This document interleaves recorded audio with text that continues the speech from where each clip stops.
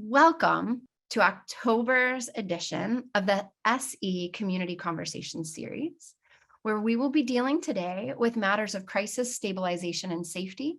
We'll be sharing with you about a program and some protocols that we have to support professions and people and populations dealing with high crisis incidents and ways we can use somatic interventions to support them.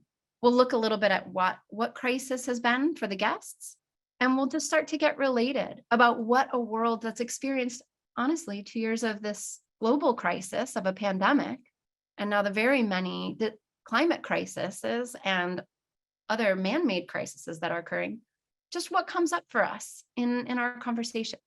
So I want to invite our guests for today to come on screen with me now. If you'd turn on your videos and come off mute, and let's get connected and related. Hi, Beth. Hi, Colette. Carol, welcome. Courtney, are you there? Oh, hello, lovely Courtney. Guys, you're in for a treat today.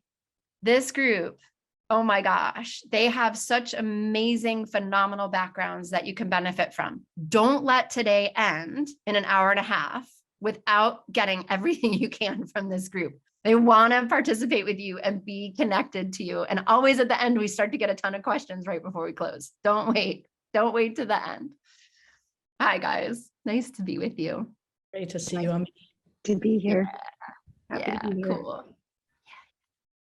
So as we do in the tradition of SE Community Conversations, we start with a question rather than traditional boring bios so we can get to know you.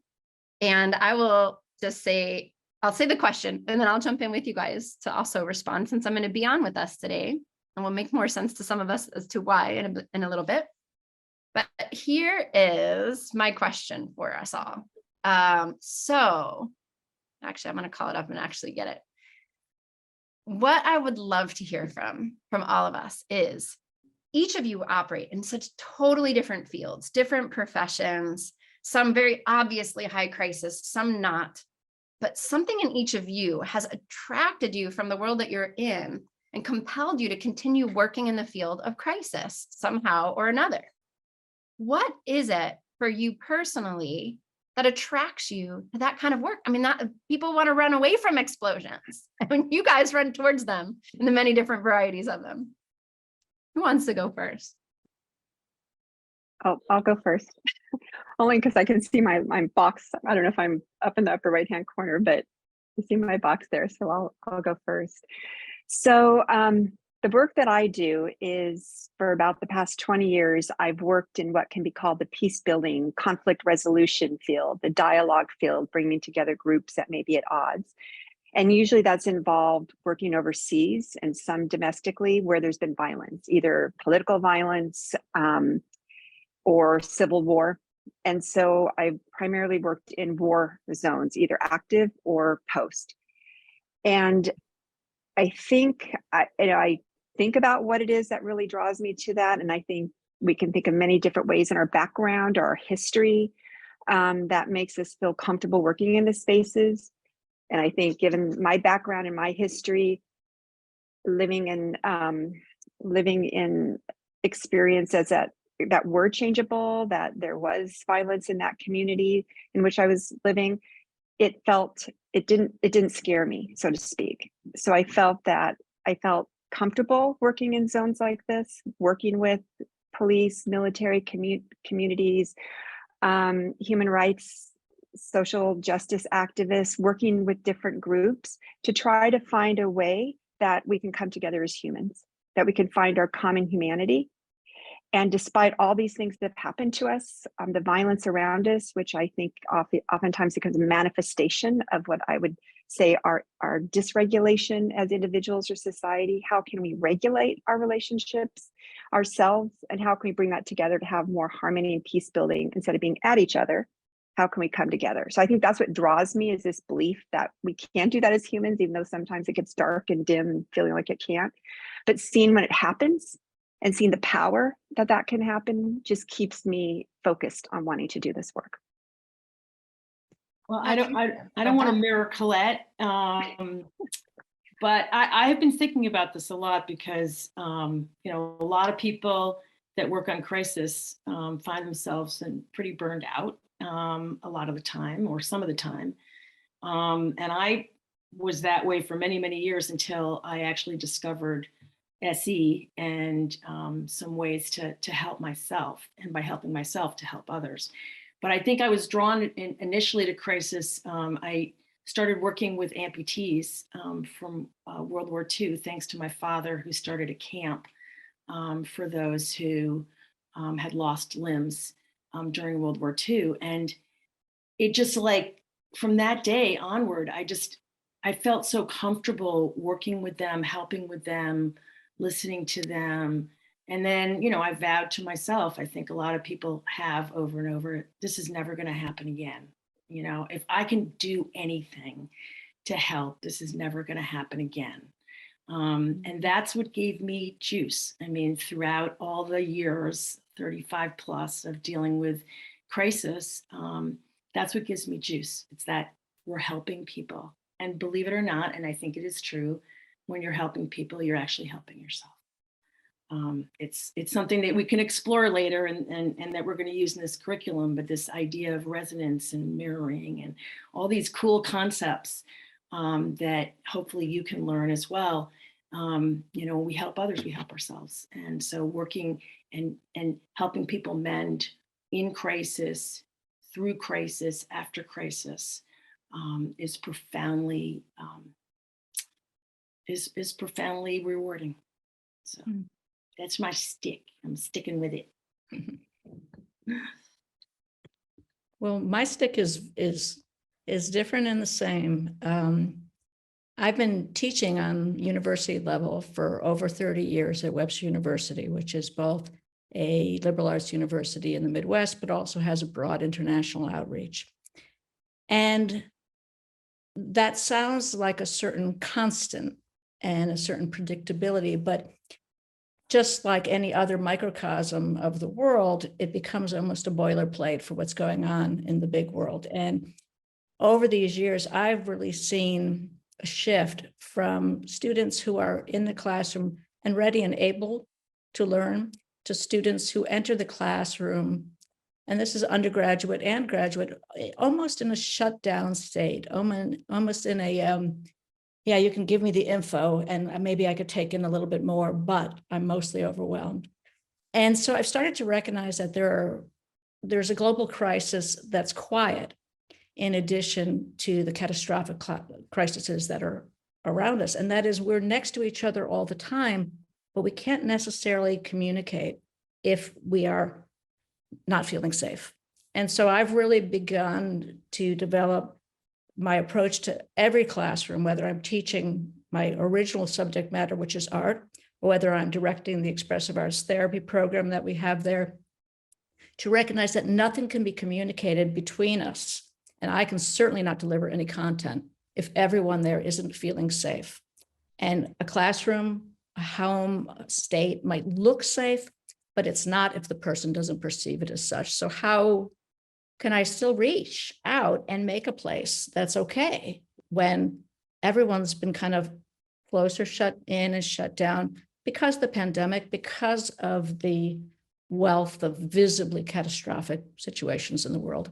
So that's why I'm here. And I was also really lucky, you know, Amit, who's directing this today, put out a call last year, whoever wanted to come with her to Louisiana Bayou right after Ida. And I was like, oh, I want to go. And I realized what we've already heard from Colette and Beth, which is that I felt more comfortable in the space where there was crisis or struggle. And I think that's because when I enter that space, I'm more whole and I'm more alive. And I think that's what this work brings to us, and hopefully brings to you and to whomever we help with it. So that's my bag, and I'm sticking to it too. All right, last but not least, what brought me into crisis, and just even in the field I'm in now, I am a firefighter. I feel like I grew up always questioning whether or not I had a level of intelligence, but then if you gave me a physical task, I would really excel in that. So there was the piece of working in firefighting with a physical aspect. Then also I was really drawn to emergency medicine. I also grew up in a relatively large family. And I was one of the oldest. And so anybody that knows anything about family, there's all sort of chaos and different, there can be a lot of drama, right? And then navigating just different situations for how can I create this? How can I create a calm space? And I think I was just raised with a unique ability to navigate chaos. And I felt like I could bring peace and stuff, maybe not necessarily peace, but sort of harmony on chaos organization. So just throughout my career in firefighting, what's also continuing to drive me through a bigger level on crisis is I'm realizing that there's the initial thing of the emergency response, but then also what is the continued piece of that? Oftentimes it's just let's mitigate the situation, but what is the continuum of care, so to speak? And there's got to be a better way of just, hey, we've taken care of this in the crisis right now, but what can we do moving forward? So I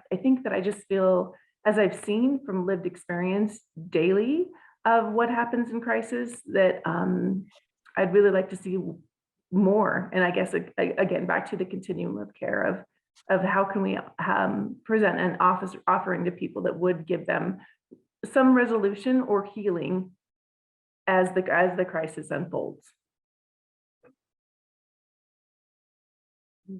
To know each of you is also to know how much, are you guys blown away by these guys? Like I am, but I also know they each even just undersold who they are.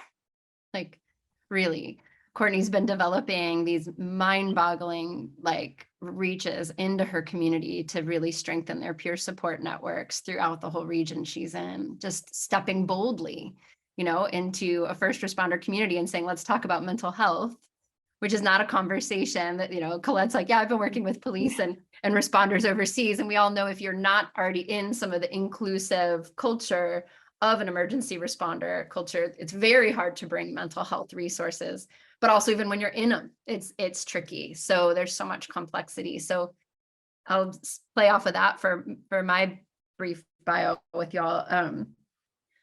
Let's see, I'll just tell you that I started in group conflict mediation. So I had a degree in alternative dispute resolution, and I used to be someone who loved to be in rooms of 500 people who disagreed, helping them find some consensus, or to be in very volatile situations on the end of town where I had to deal with people of very different classes, races, or some other kind of cultural conflict, find some unanimous agreement. And kind of like you said, Carol, I was like, oh, there's something about this that, and maybe from what you said, Courtney, like my family, there's something about I like to stand in this space and say, I think there's something we can do here. I don't think we have to run away and combat and distress and upset with each other. And so that was where my courage to work with groups in massive amounts of upset really grew, because I saw there was something, I didn't have SE yet, but I saw something happened in the group field when you could say to a group of people, we may not quite see the path yet, but we can get there. And you almost hold that for people, not naive optimism, positivity. People give us that sometimes if you're that kind of person, but it's not that. It's like, no, I've actually seen process and procedure come into play to really get everybody's voices heard and move forward. So then fast forward, I moved to Florida, and I already saw that at least 3 of you are in Florida with me. So we are feeling it right now. Please do email me directly after this. That's a special request if that's you. And I was in Florida, and there wasn't much ground for conflict mediation, alternative dispute resolution. It wasn't a big cultural profession that there was a huge demand for. So I shifted, and I found myself in the disaster landscape. My first response was in Harvey, and I started to help different presidential foundations send some communications out shortly after Irma and Maria in Puerto Rico. And I kept saying to my disaster mentors, why would you use me for this? And they would say, there's just a lot of gaps in this field, and you seem to have some idea about them, which meant to me, you're willing to be a volunteer fall guy and just try some things, which is pretty true. So fast forward, I ended up being an accidental operations section chief at ground zero of a Category 5 hurricane called Hurricane Michael. But really, while helping run that with my mentor, who was a fire chief from Jacksonville and emergency manager in Monroe County, what I saw was the health and human services side was just this massively untended to thing. It was like, we could see all these houses like you're seeing right now in Sanibel Island and Pine Island, if you're watching the news about the current situation with Hurricane Ian in Florida, where just towns are wiped off the map by the storm surge, the devastation there. There's so many pictures of destruction, and there's a gripping chaos that's also sort of dramatic about the loss of life. And I say dramatic because it's almost like removed from humanity. Like everyone's waiting for the stats on how it's going rather than really attentive to human life, processing what's occurring around them and finding ways to integrate together. So that's been my passion since that time, is to work with the emergency professionals associations, and that's caused me to work with a tremendous amount of first responders. And then certainly in COVID, that became medical responders, supporting their mental health and resilience. And then invited by SE International to help assemble geniuses like who we're here with today to extract the wisdom and begin to capture it into the crisis stabilization and safety program, where we use the wisdom of somatic experiencing to share spontaneous bottom-up resources any individual could use on themselves or as a peer to help reset and regulate the uncertainty and the distress that you might be navigating around you. So I'm sure you'll learn more about us and our backgrounds, but we just wanted to give you a little bit of a taste of who we are as we get going here. And again, if you have questions, please ask them. But each of the persons featured here, among like probably another 20 people over the last 2 years, have been on our crisis stabilization and safety work group. You've seen a tool in circulation, perhaps called Scope. Some of you have seen it, some of you haven't. We will actually demonstrate it for you later as one protocol that you can walk away from this session with. But we've been developing this program together in our work group, and I just really honor all of you for your participation and the massive volunteerism that's actually at the heart of what you've done. Like, these people have just volunteered. Like, if you want to know how diehard these people are about solving the world problems, they volunteered to say, how do I make a difference for more people? So maybe in our conversation today, we get to keep doing that together. Yeah. Can I ask a question of Anything? Courtney? Yeah. Because we're all different. We're different kinds and different shades of first responders. But I read an article today, and I know, Courtney, you didn't plant this, but there's an amazing article in the Washington Post today about firefighters and the struggles that they go through. And as I was reading it, I was just thinking about you and thinking about, how do you maintain your enthusiasm to just go out there in what are, becoming more than, they're long-lasting crises now. I mean, a lot of our country has been engulfed in fire for many, many months at a time. And so in thinking about that, I'm wondering how you see your fellow firefighters and how helping them deal with what it's like to go into that every single day, is actually a tool to keep people in the business. Because, I start thinking like, what happens if the firefighters go away? What happens if police go away? What happens if the teachers go away? I mean, teachers are first responders in so many ways now. Just what happens if we start losing all these people? So I'm just curious from your perspective, how important is it as a way to really help people just get up and go do that job, that unbelievable job? I really appreciate that, Beth, and I was not expecting that question. So this is very exciting in general, and I'd love to read the article. And it is a question that is ever present with us right now, to public safety on a whole is struggling with recruiting and retention for the reasons. One of the reasons is what you are speaking to, and what does our future look like as far as keeping people in the field. And it's difficult. There's a piece where everybody's excited and we go into operation mode, right? About here, I know how to help. These are where my tools, and there is a degree of action oriented of, all right, I can do this. This is what's required of me. This is what I've signed up for. But also what I'm noticing is in COVID, as COVID has done what COVID's done to the nation or the world in general, that we're just experiencing more and more burnout around how are we taking care of ourselves? How am I restoring myself so that I can, or resourcing? In the fire service, we ask for resources to come and help us, but how are we taking care of each other, ourselves, like resourcing us as an individual to get back out there? And historically, there hasn't been much for that, or not necessarily a whole lot of, until about 2014 that we started to move forward with better mental health care and making an awareness of that.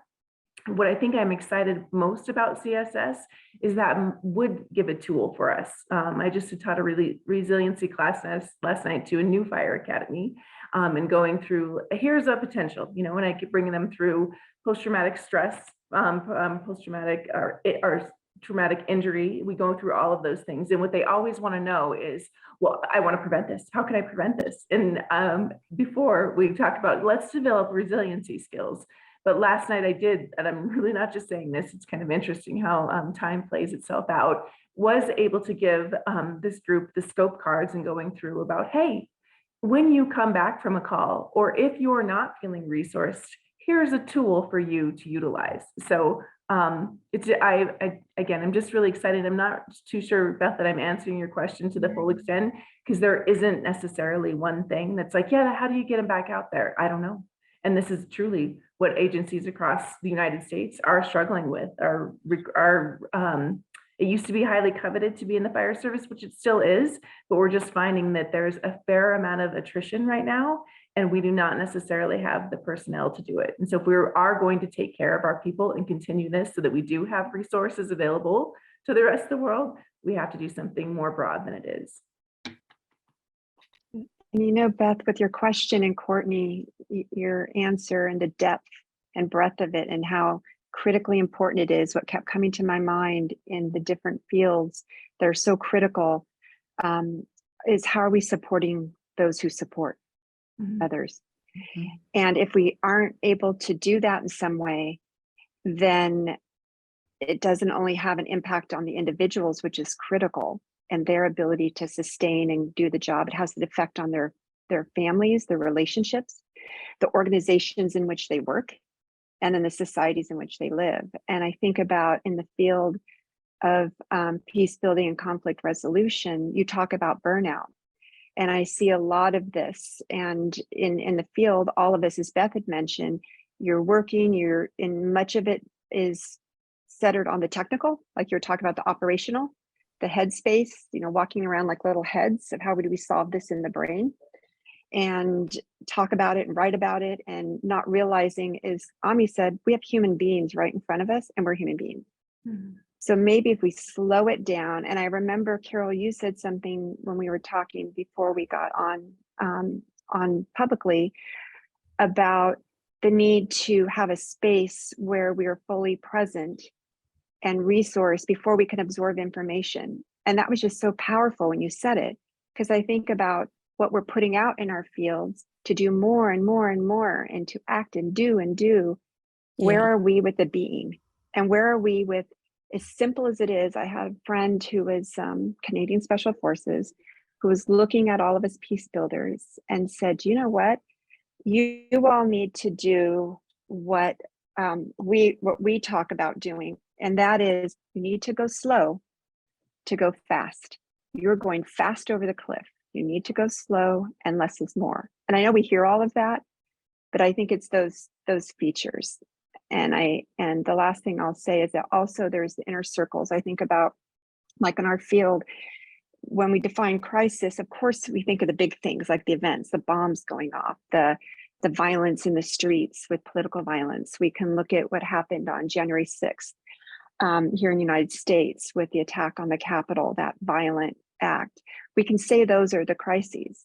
Yet, what we know, especially in our field, the crisis could be long simmering through injustices or attention not given or historical epigenetic trauma that builds up to a crescendo that then creates a big crisis of burnout or communities or offices. I've been in offices where we're fighting with each other because relationships have been broken because we're all stressed out and snapping at each other.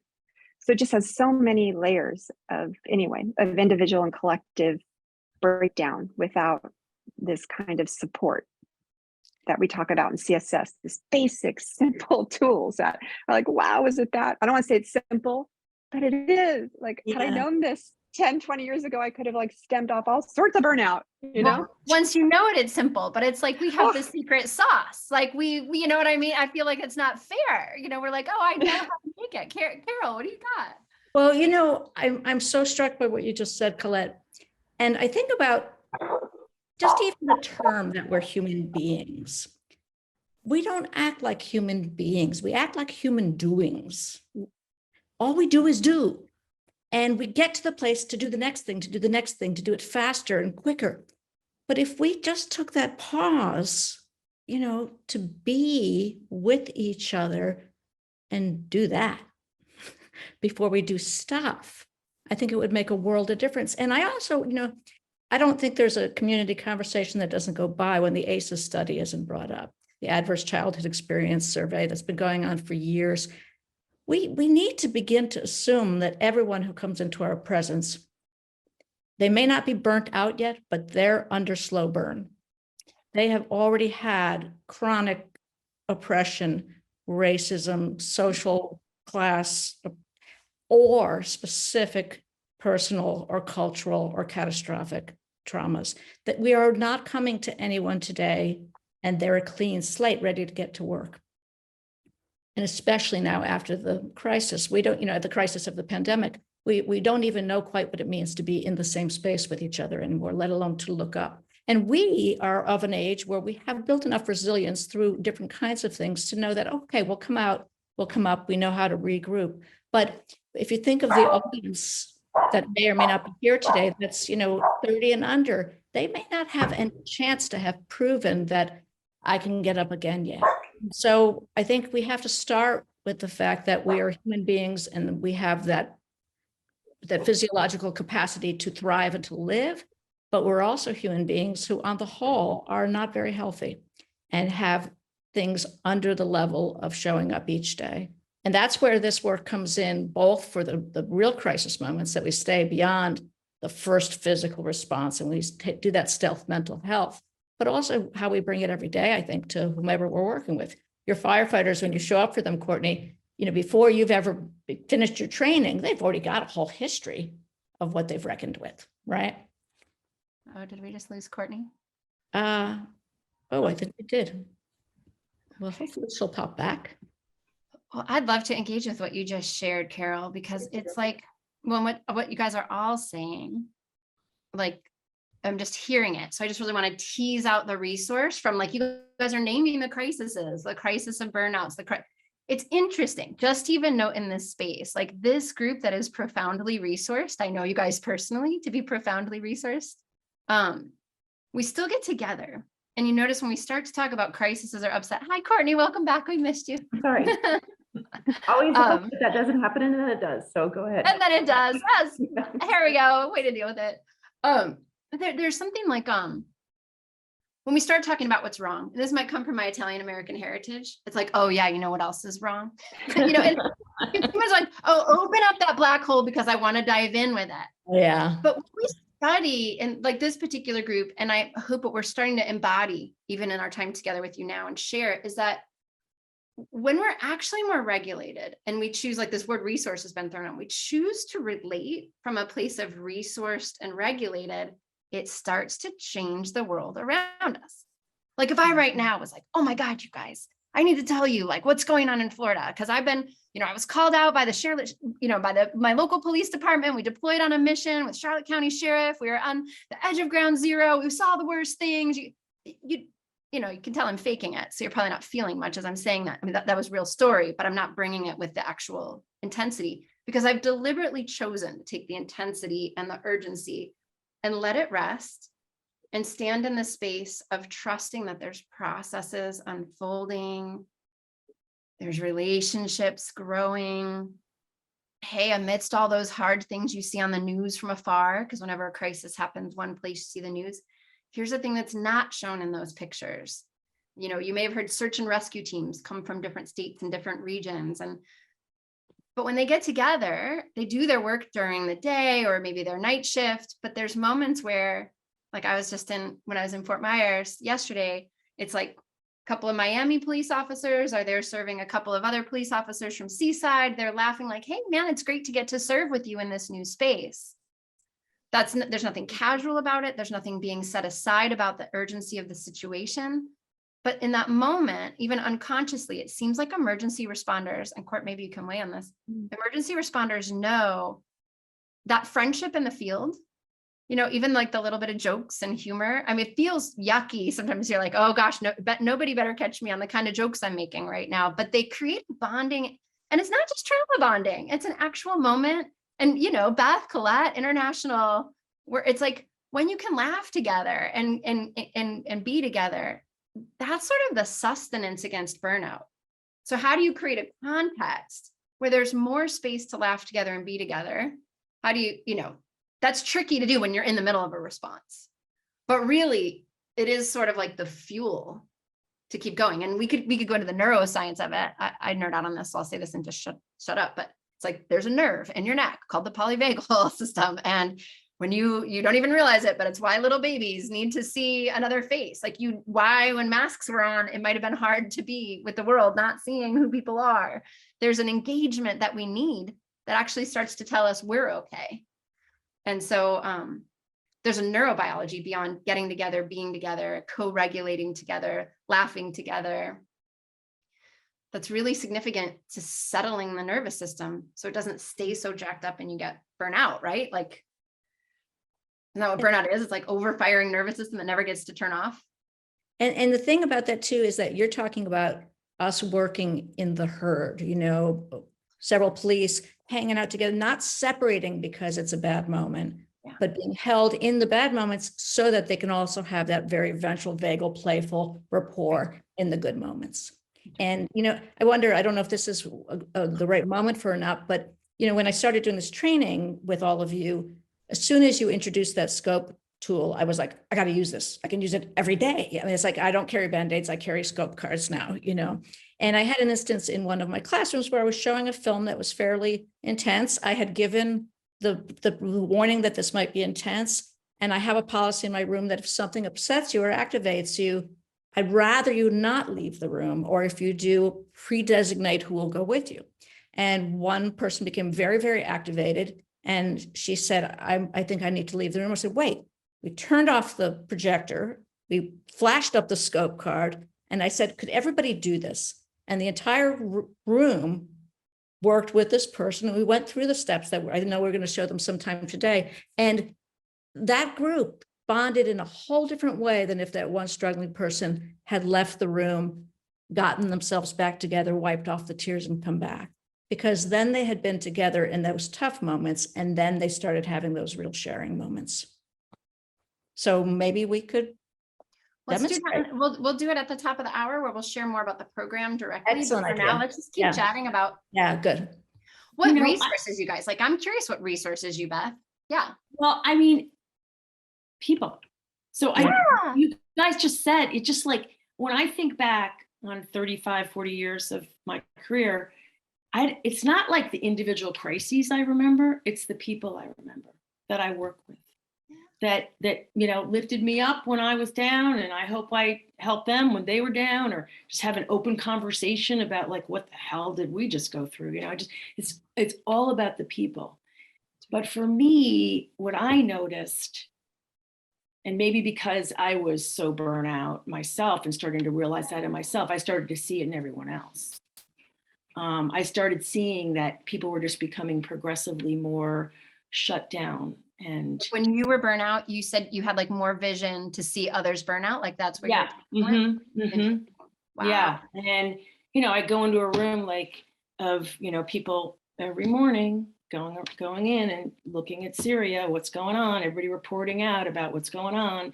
And, I would start seeing the expressions on faces become more frozen over time.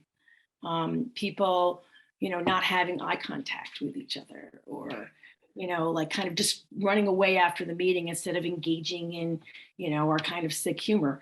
And so that really struck me, and I was like, whoa, man, I have to do something about that. I have to do something about the group, because the group is what holds you up.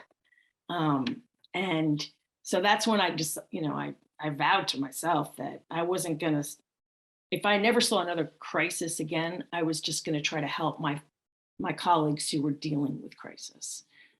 So I think that there's the resourcing of the people, but then, if the people themselves are starting to go on, you start visibly seeing this descent into things that are not good.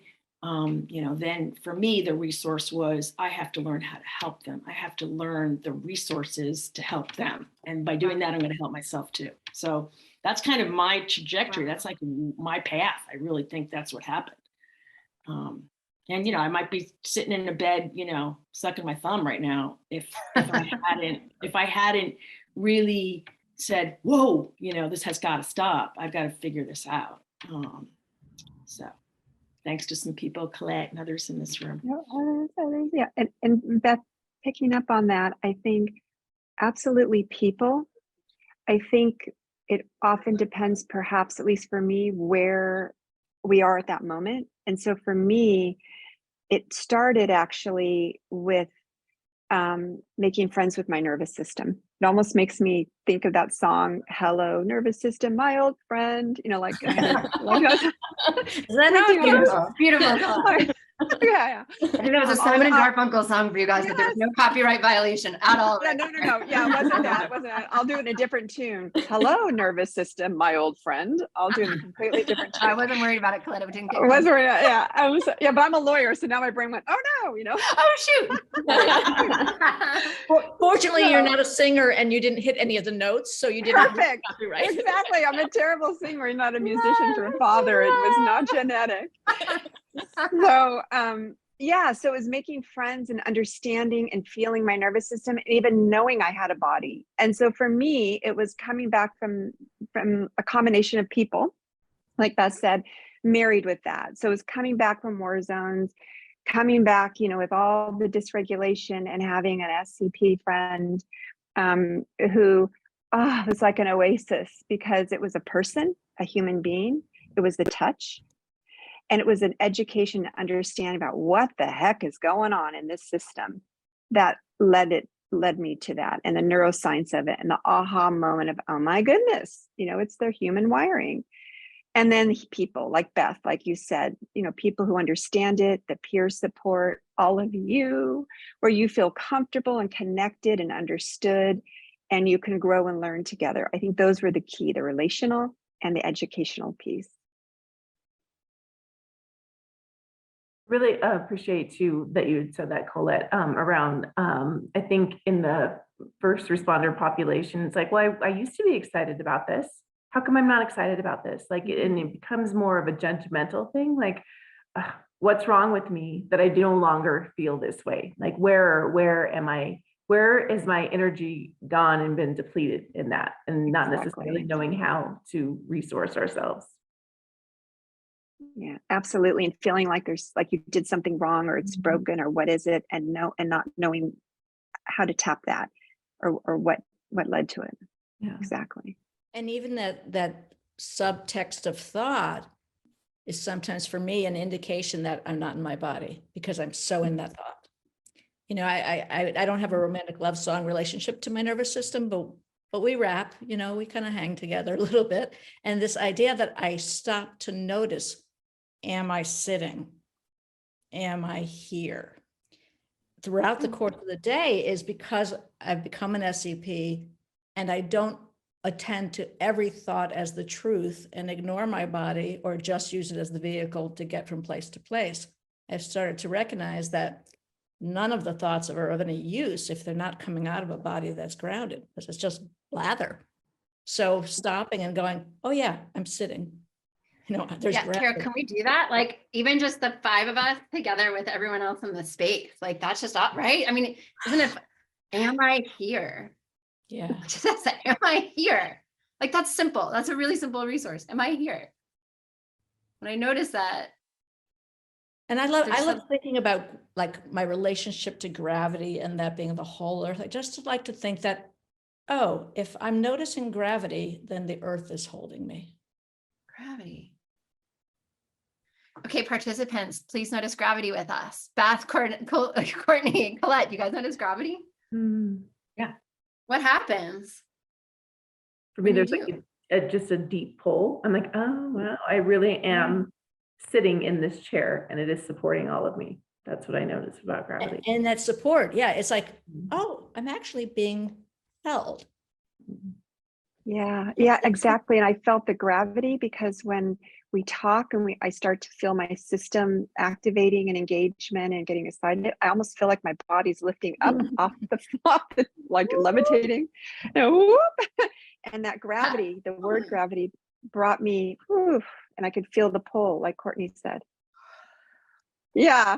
Yeah. Yeah. In like weird that. SE world, we see someone yawn or burp, and we know that means the parasympathetic system has just helped the sympathetic reset a little bit. So we're super weird. We're like, yeah, you burped. It's great. But you might notice that, right? You guys might have just like gravity itself. It's an always like Beth, Colette. I mean, if we did the math on the number of countries you two have served in right now in high crisis environments, like we'd be probably somewhere over 100. I'm guessing.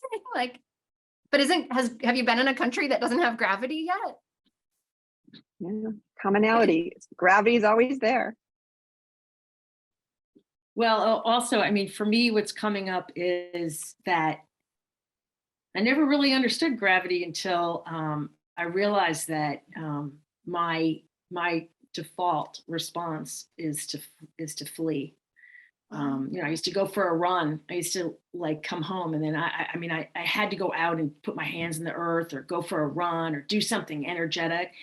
But it was really my flight response. I was like wanting to flee from everything. And so, the antidote to fleeing is to ground yourself, right? It's to like feel the gravity and feel it and feel it. Maybe digging my hands in the earth was trying to get grounded. But once you understand that stuff, it's like, it just opens up, like it's just like turning a key into the safe, and opening it up and saying, oh, wow, that's why I did that for 20 years, And so just all starts to make sense, as opposed to just wondering like Courtney said, what the hell is wrong with me? So it's great. It's if I could just like, you could neuro geek about the biology. I can do that with language. And the fact that what you just described, Beth, was you were holding your ground. Yeah. Literally. Holding your ground. You were holding your ground. You were running your hands into the earth and saying, I'm holding it. And isn't that the perfect counterbalance to a flight response? That's a perfect spontaneous nervous system tool. I'm sorry. Yeah.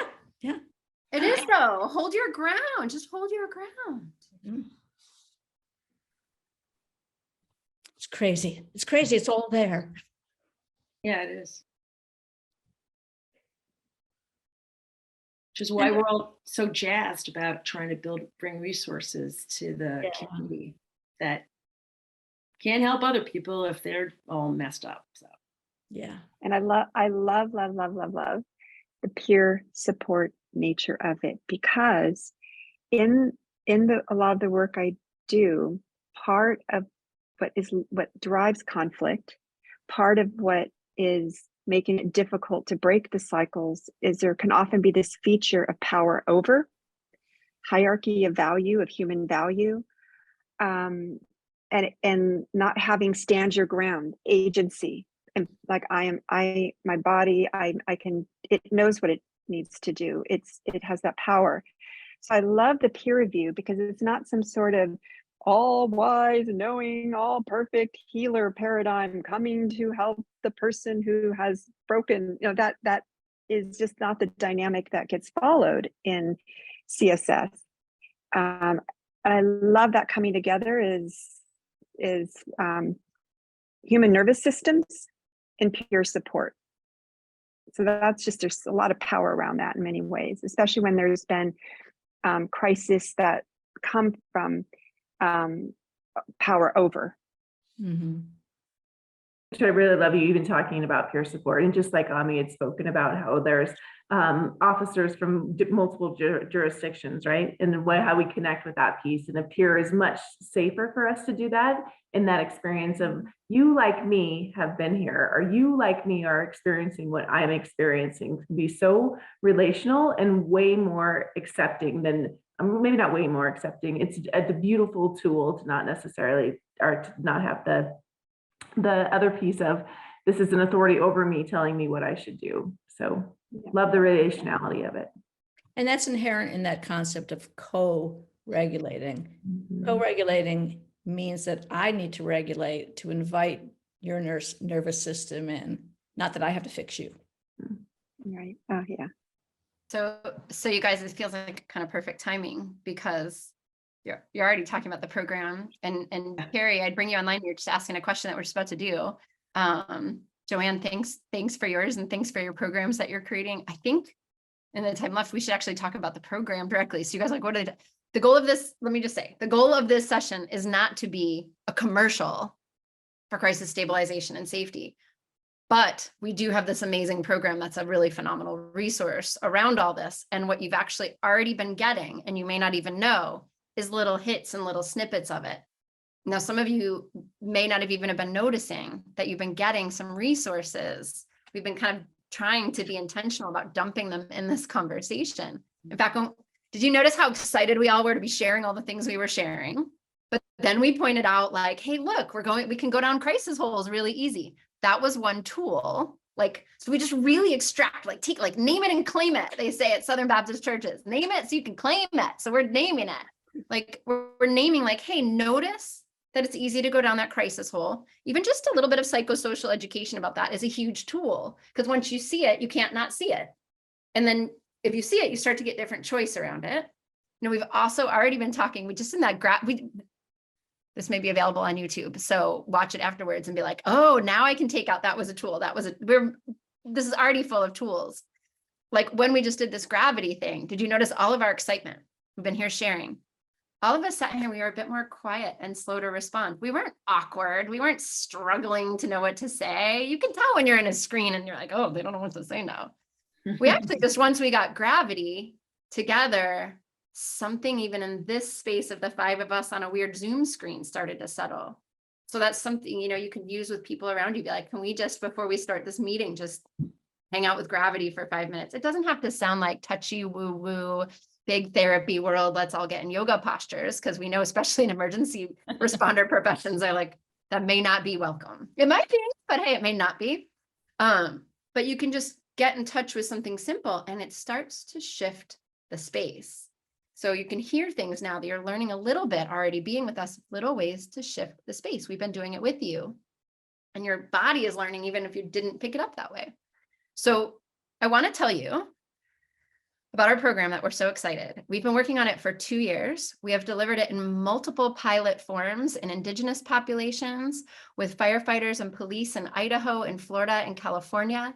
We've delivered it with victim advocates in Orlando and from around the country. We've delivered it to victim advocates who work in the military. We've delivered it to a crisis response team in Philadelphia. We've just been sharing this in its pilot form, and the feedback we get back everywhere is, oh yeah, that. And so when you're saying, like, where is something I can actually use? Like, I think you probably all know about psychological first aid. I'd be remiss to not tell you, like, go find it. It's an incredible Johns Hopkins gift in the world, 6 hour, 3 hour. You can find a few different versions of it online. It's a great place to start. But for emergency responders and police, there's CIT, and fire and police and sheriffs, there's fire, there's CISM, critical incident stress management, the Mitchell model, a few different ways it gets described. All of those formats of crisis intervention and peer support. There's the NOVA crisis response team that's active in Florida right now. They're my peeps. I love you guys. Shout out. Good work. There's many models for crisis intervention. What we notice, this particular group is distinctly trained in a modality called somatic experiencing. That sounds like brain voodoo. I know. It's just the term. It was named a long, long, long time ago, and that's what we're working with. But it's about the body-brain connection and how the nervous system resolves trauma. Well, if trauma is way down here at the end of the spectrum, if that shows up after the incidents or long down, like 20 years into the career, how many years into the career does trauma show up? It takes a minute, but then there is a moment where people are like, oh, I'm not so well anymore. But right in the acute crisis moment, it's like, what can I do to not get that impact? Like you were saying earlier about that, the guys are like, oh, now that I know this, how do I not get that impact? Crisis Stabilization and Safety is a program SCI is coming out with. It will be published and available for the public in November, so keep staying tuned.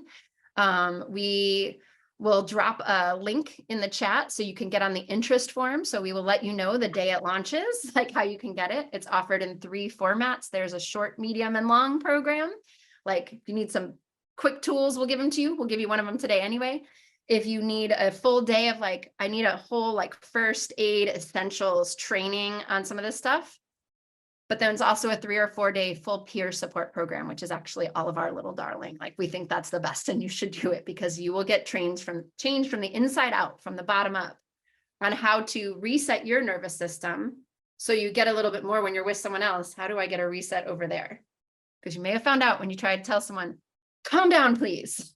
Whether you're a FEMA, registrant trying to get someone to get some assistance or an SBA trying to get someone to fill out a loan form, it's like, calm down, ma'am. Doesn't seem to work. But if you can navigate your system in a way that you can bring calm, that's what this program provides you. And it gives you some of this psychosocial education that once you know it, it's like, once you see it, you can't not see it. Like you have resources. So people keep talking about the scope card, which is one of the tools of the program. There's many tools in the program and tons of exercises and things that you get to take out of it. But scope, I love these cards. Woo! Thanks to some SEPs who early on came forward and said, we need tools at the start of COVID. We knew we needed a field guide for emergency responders. And then they said, we can use things we've used with the vets. We can put something together. We can begin to run it by other neuroscience trained therapists and see if it works. And so it was raw experimentation at the start of COVID to say, do these simple little protocols make a difference? And after testing it and deploying it, we found out everyone's saying it works. So we're going to go through scope with you guys. Each of us are going to lead you in a letter and we'll direct you in the chat. We'll direct you to where you can download an 8.5 by 11 version of this that you can print out at home. You can also email us as we have them available for the public. That's not quite there yet. We're just handing them out right now for free when we're working in a crisis response. But www.traumahealing.org/scope is where you can go. Should we just get to it? Okay. So what we're going to do right now, we could just do it real quick. It's designed to be done by a nurse in 5 minutes, going from the bed of a COVID patient to their nursing station. It's designed to be done in secret and private. No one even knows you're doing it. You just get a whole body reset.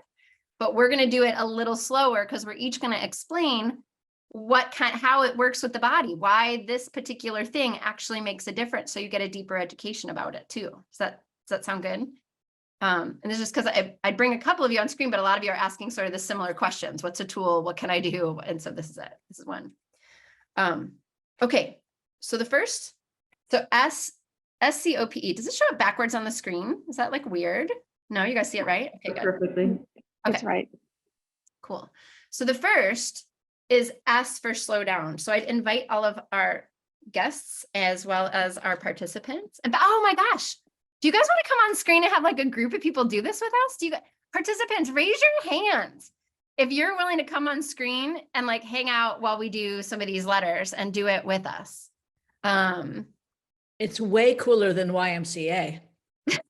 YMCA would be really fun. I think that's how we should end this session, with a big giant YMCA. Wait, let me do the yes. Hold on a second. Okay, raise your little blue hands. The raise hand feature, might be a yellow hand or whatever color hand. Raise your hands if you might like to come on screen. And I'm going to start sharing about this. And as you do, Kiana will start bringing some of you over. So if we could just ask you to stay on mute, but come off video so we could see you. Kate's already here. Hi, Kate. And others will be popping in. I'm just going to start it. Okay.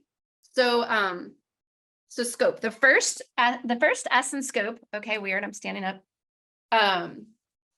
It's called slow down, but it should be slow stepping, really. So this is what to notice. I don't have a lot of space. I'm in a weird new spot because of the hurricane. Sorry. If you could stand in one place and be aware of your feet on the ground. That's the first place to start. This is something other than a grounding exercise. You begin to take a very slow step. Like I have like maybe 2 feet here before I hit the wall, but even that is enough space. I'm going to take very slow steps with like micro movements. And what I'm doing is I'm pressing my heel into the ground and the ball of the foot into the ground, my toes. And as I do that, I am noticing the sensations on the bottom of my feet. Maybe a little bit of the movement to my knees and ankles. I always like to say like creep around like a tiger. Oh my gosh, I'm in the trees. Okay, that was super weird. But creep around, like feel the sensations. As you notice them, be like, oh, the floor is hard. You could feel the texture of the soles of your feet. I mean, you're profoundly sensitive.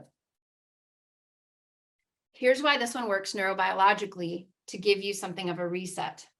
Unless you're very sympathetically activated right now too, you might not get a reset at the moment, but use this when you're like, oh, I'm gonna murder that person. Did I say that live? Okay.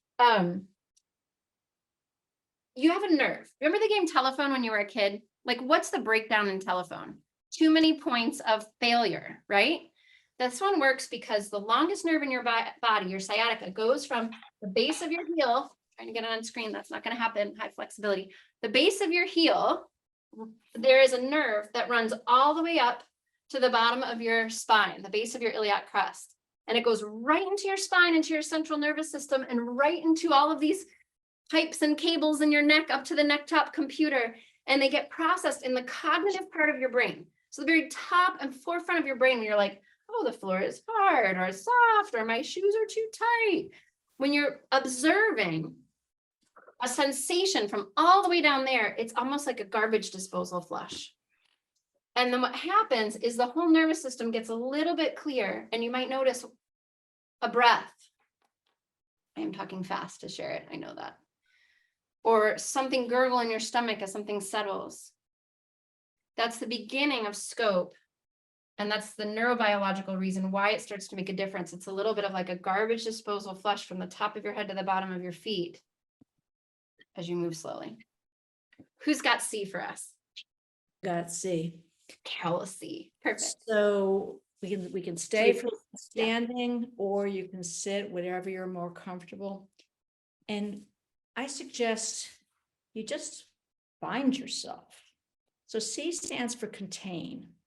And I like to put my right hand under my left arm and my left arm wrapping here.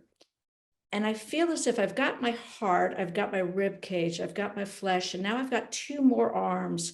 So I've got all this protection containing that soft part of me. And just imagine for a minute feeling your substantive flesh and bone body with the hands that are embracing. And then switch your mindset to be the body feeling the hands. So it's a little mind game. And you can pat, you can tap, you can tuck. So what essentially this does is it reminds your physical body that you have a container that is actually safe. In crisis, we lose our sense of body. Our mind is everywhere. We're before and after. And it's almost as if we lose that we're floating. And this reminds us that we have a container. The container is our body. And the parts that are most vulnerable are held. It also does something, I think, for that attachment system, because we all long for the safety of that, earliest in utero experience, or that attachment we might have had if we were well cared for. So C is for contain, and I do it often, regularly. And what I've started to notice is when I do, whomever I'm with tends to just imitate it without even recognizing. And it's very different than saying, I'm not here for you. It's saying, oh yeah, I am here and I'm alive. So who's got O? I have O. So O is for Orient. And so what I would invite you to do before we kind of move forward is, I know the word before was gravity, to just find your seat where you're comfortable and notice your body on your chair and just that gravity where you are. And then I would invite you to slowly look around your space and to do it with your whole head and eyes. Feel free to move your neck around as you're doing it. Just kind of doing a walk, a visual walk, kind of sauntering around the room. Where before we were doing some footwork, now we're doing some kind of visual walking. And as you're doing that, kind of visually pausing around your room, gazing around the room, see what you might notice that comes to you of a shape, maybe a color, or something in your room that you might find is interesting, pleasurable, or maybe even neutral. Just kind of take a moment to kind of gaze on that. For example, I'm looking at a painting that has a lot of beautiful colors and shapes, and I find that very, very appealing visually. Just kind of stay with that for a moment. And then when you feel ready, to just kind of come back to the screen and all of us here together. And what we were doing is, oftentimes when we're in a stress response or we are in a situation where it might be defensive orienting, where, for example, we have hyper focus on something that may be a threat, or this even happens in the computer. We get hyper focused on one point in the computer and we don't even notice the space around us. It's all there. And we may not realize neurobiologically our physiology is orienting around that. And we can become very vigilant in that and narrowed. And when that happens, you might notice when you are looking at that, how your system responds in like, maybe there's some tightness. So when we're opening up our space, or even when you're walking around, don't fall off the curb or watch the cars, but just noticing when you're walking around the trees, the sky, kind of being curious about those clouds. These are more expansive orientation ways. And just to describe a little bit about what's going on is, if we have the optical nerve that is channeling support, something that we find pleasurable or interesting or neutral, but not hyper-focused or maybe agitating or activating. Instead, what we're doing is we're interrupting the threat response, and we're creating this more expansive openness, and also allowing space for some helpful hormones like our serotonin or oxytocin to kind of come online, to kind of just give us more feeling of expansion and presence and being here. Thank you, Colette. Next up is P, which stands for pendulate, which might be a new term to a few of you on the screen. So right now, since we're connected to our bodies and we've done a bit of that, if you could find a place of ease in your body and just like notice, okay, does something in me feel easy? Even if it's just your earlobe, the tip of your earlobe. Okay, perfect. Now that you've identified that, now notice, is there somewhere in your body where you feel tension or maybe just tense? For me, it's my shoulders, often looking at the screen. It might even be your eyes looking at the screen for the past hour and a half. So we're going to pendulate between the space of ease that you identified and then the space of tension. So now bring your attention back to the easy spot.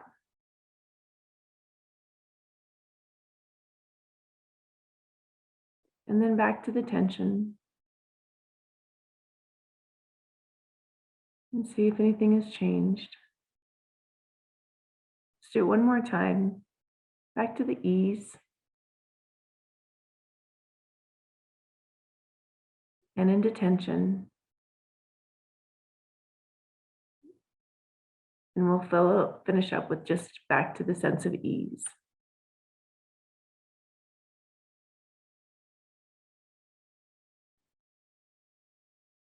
And then I'll pass on the E then to, I think, Beth. So after we've spent some time with these simple steps, focusing inward, right? Seeing how we're feeling and tracking that in ourselves. We're going to try to move to outward focus, from the internal to the external. And that's social engagement. And when Courtney was just talking about pendulation, we're using two sides of our autonomic nervous system. I know this is like, a little too much, but just to make a point, we're using two parts of our autonomic nervous system. We're moving between them, right? To be regulated, to feel okay, to try to integrate maybe some tension. So now we get the opportunity to really push the pedal down on the part of our nervous system that allows us to be present, that allows us to be in the here and now. If we're shut down and if we're burnt out to the point of we can't even deal with anyone, then we're not present, we're shut down. And the part of our nervous system that allows us to engage is the ventral vagal part of our nervous system. And by simply noticing and engaging with a friend or a coworker or anybody that's supportive, could be an animal, could be your gerbil, it's why do we have all these support animals now of teeny size to big size? We are actually allowing ourselves, by engaging socially with friends, with neighbors, with colleagues, with animals, to shift our nervous system. We're present now. We're not shut down. We couldn't engage if we were shut down. So we go through these steps of scope to allow us finally to do the most important thing, the most important tool in our toolbox really is to engage with others, because that's the antidote to being shut down and closed up and not able to function in crisis. So always have that support of whatever it is, that friend, that animal, whatever, petting yourself, if there's nothing else, right? That's social engagement. So yeah, so here, that's amazing. It's so lovely to be with the team. They're starting to open up it. We could share with you a moment where one of our colleagues came to one of our monthly work group meetings where all our crisis responder, somatic trained therapist types are gathering. And his name is Case. If you're on Instagram, look up Trauma Nerds. You'll love it and you'll thank me for that. But he was like, guys, I can't have today's meeting. It's like, we have to do scope first. I just had the worst thing happen. And it was really funny because we all got to see, like, that's right. Like, we know this works. And sometimes you just need to reset. So another thing for E is like, how do you engage, whether you're introvert or extrovert? Be like, share scope with you. Like it could be with a colleague, and then you get the opportunity to experience yourself sharing. And that's profound human survival skill. So thumbs up. You guys like it? It seemed cool. Thumbs down. You're like, this is the worst. Thumbs up. Cool. Thumbs up to all of you guys. Huge acknowledgement for you joining us in today's session. We're just so grateful to have you with us. And we'll be sending you back over to the attendee side because we're getting to the end. Before you send them, I just want to say do one little more engage. Nicole, I noticed when Beth talked about pets, you just made a little nodding grin and you had that cat tower in the background. So, you know, it's even just noticing something exactly where you are with who you are. And Jane did this great big yawn as soon as we got to about P. So disengage where you are when you are by just noticing something else than your own pain. That was fun. Very cool. And loved having all of you on the screen, because that alone is a powerful engagement. And I noticed my yawning and relaxation just having more people on the screen and seeing all of your faces. Yeah. Seeing the names there, but getting to see the faces and engaging. Yeah, it's really wild. And I'm just going to highlight again too, like probably someone's watching this thinking these guys are all extroverts, right? And how many of you are not extroverts? No, and in fact, this is why some of us even love Zoom. It's like just engaging with that one person you really love, you know, or just one grocery store clerk for a second longer than you wanted to, but it suddenly gave you a little bit of a boost, and it's hard to explain. That's nervous system regulation. It's, yeah, so cool. So thanks guys for helping us demonstrate that. And yeah. So for the program, I guess as we're getting close to the end, we have about 9 minutes left. And I know, you know, we have to have a hard stop today at the bottom of the hour. So I just want to begin acknowledging the four of you for all of your work with me over the last year. Like, it means so much. It means so much that we can bring this work to life. Like Beth, when I think about, you know, you've gone back and forth, you've been like 30 and 40. I'm like, dude, I get that you've been a life of healing around the planet. You know what I mean? Like Courtney, we work together, you know, a little bit to try and figure out like, how do we figure out how to support people after the Marshall Fire, you know, and like just willing to get in the trenches. Colette's like, we can get this solved. We can do this well. I'm on board for anything. And Carol's like, throw me in the deep end. I'm ready to go swimming with people who cannot get out of the muck that they're in. And the love she brought with her clarity and wisdom. But this toolkit was amazing. And so I honor each of you, acknowledge each of you for the commitment you are to this work.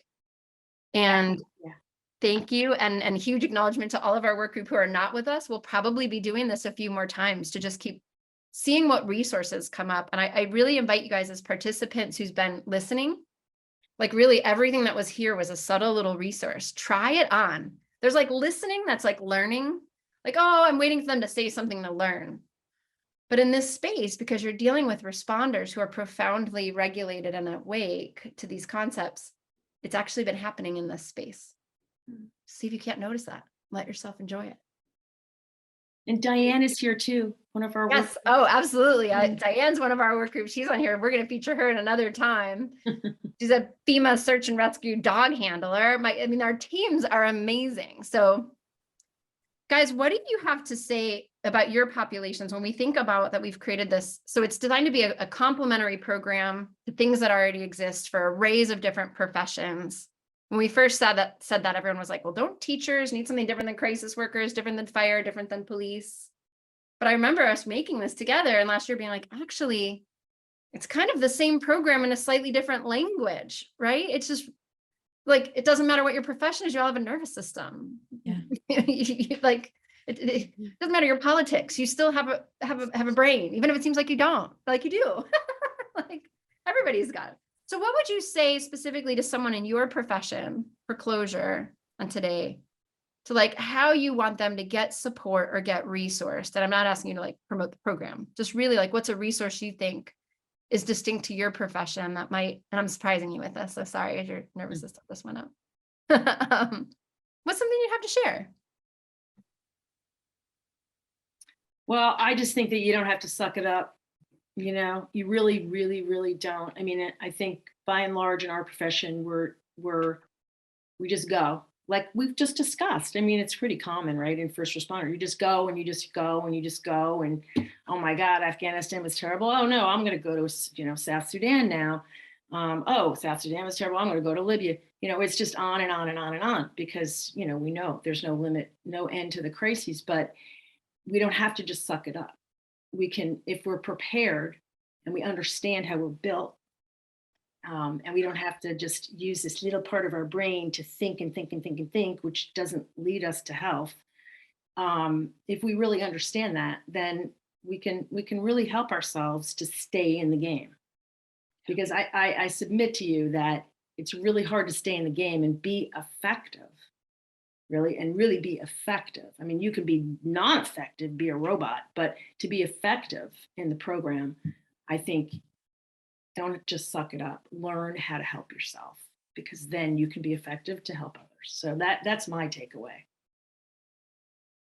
And to pick up on that, because we work in similar context, I would say that oftentimes what drives folks in my field into peace building and violent prevention and conflict resolution is to build peace and build a more peaceful world. And I would say that isn't outside of each of us, that where it starts is us, our own nervous system. And that is powerful, because sometimes the thing is this frantic need to do, as we've talked about, and run around and put out the not the literal fires like Courtney does, but the fires of conflict, run out here, and to pause and realize we can only bring to these contexts what we have ourselves. And that's where the regulation, the resourcing, and the tools like CSS provides is something that a gift we give to ourselves. And we can only be as successful at the endeavor, the passion, if we're doing that. And then the second part is, what can we bring to the table when there are dialogues and understanding the co-regulation or the dysregulation going on in a peace agreement discussion, and the heat in the room that you're feeling, and how can you use these tools in those rooms where it's just escalating in conflict and you can feel it about to spin over, possibly into violence. How can you show up, and the power that you have of your pinging system to make a change with one system? We're not fixing the whole world, but what can you do in that moment, that engagement, that room with the one person you're talking with? That's enough, and you are enough. Rather than try and take the whole cookie of peace building for the world, let's just start with ourselves and the people we engage with. Yeah, I would speak to the people who have the power in educational systems, whether they're the board, the curriculum designers, or the administrators. Post-COVID, schools have really taken a hit, especially in higher university, because enrollment was poor and the world is now expecting most things to come only online. So there's been a real cutback. But I would say that the bottom line is good education for a very long time, and that your teachers who are showing up again and still are very, very tired and need resourcing. And that doesn't mean they need necessarily more budget, but they need something. They need more spiritual budget. And I think that this kind of program has helped me reset from being a little burnt out, even in my career, to being able to show up pretty present and even see everything about teaching. I mean, schools that have not yet had specific catastrophic crises, are lucky. There is the slow burning one, but we know, I mean, I'm close to people from Sandy Hook. This is a crisis that never ends. And those places are going to experience all of this more and more. So let's get ready to be trauma informed and prevent some of it, instead of having to look back on it on something we didn't do. And I'll help. No, Awesome. Sorry, Court. Go ahead. That's okay. I was just going to say, I think I'm up. Truly, I just believe in self-care is a holistic model, right? To include the whole body. And truly, there's a ton of resources out there for us between mental health support, EMDR. But I will say, for me personally, when I started to incorporate the body and the nervous system, is really when I had a level of peace that I didn't necessarily have in my field. So that's all I'll add in lieu of time. So, wow. I'll wrap up. Thank you, guys. I'll wrap up by adding, I'm resourced every time I hear your guys' stories, and I hope all of our participants are. Like, remember something that a little creepy thing that happens in our brain is like, you're alone, or it's all up to you, or there's no one there. And the truth is, you just learned these 5 of us are, we're in it. We're all there. We're all working together towards something called well-being. Like, go figure, that might be available for humanity. And if we keep standing in that together, knowing There are others actually standing with us, near, far, known, not known. On this call, we've had Peru and India with us. We've had all across the United States and Canada. Welcome. It's been great to be with you today. We hugely acknowledge SCI, our board of directors, our staff, our faculty, everyone who's helping bring this program out across the finish line. Make sure you grab that link to submit your interest in knowing about the program the day it launches. We're hitting some tech issues to make sure we get it out.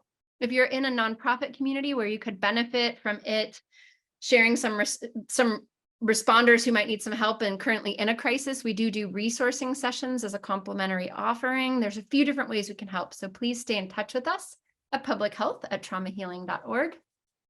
With that, that's a wrap. Acknowledging all of us, thanking all of us, acknowledging Peter Levine, Dr. Peter Levine, the founder of Somatic Experiencing, that started to put these wheels in motion for our lives to collaborate together. If you'd like to learn more about Somatic Experiencing, also email that to us. As a result of you being here today, we will send you a code for SE Basics, which is a 3-hour live training. So you can learn more about SE. Usually I think it's like a $55 or $75 fee, but we want to support you learning more resources. Just get resourced. That's all it is. Go through the world saying, what resource is available for me today? Find it, grab it, put it in your toolbox and use it and share it. You guys are my favorite resources. I love you so much. It's no joke. Thank you for being with us today.